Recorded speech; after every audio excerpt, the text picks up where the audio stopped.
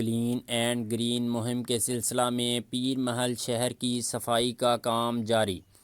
Assistant commissioner مس مرحبا نعمت کی ہدایت پر چیف آفیسر انوار احمد کی نگرانی میں میونسپل کمیٹی پیر محل کے عملہ نے رجانہ روڈ، سبزی منڈی روڈ پر ناجائز تجاوزات کو ختم کرواتے ہوئے ریہڑیاں اور دکان کے فٹ پاتھ پر رکھا ہوا سامان تحویل میں لے لیا۔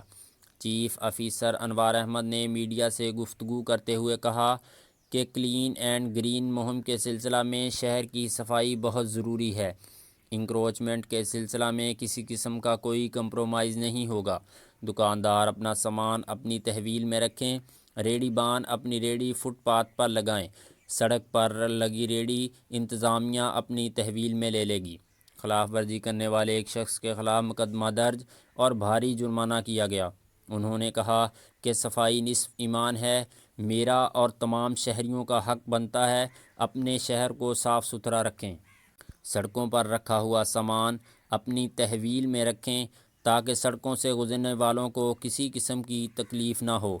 شہریوں کا اسسٹنٹ کمشنر پیر محل مس مرحبا نعمت اور چیف آفیسر انوار احمد کو خراج تحسین۔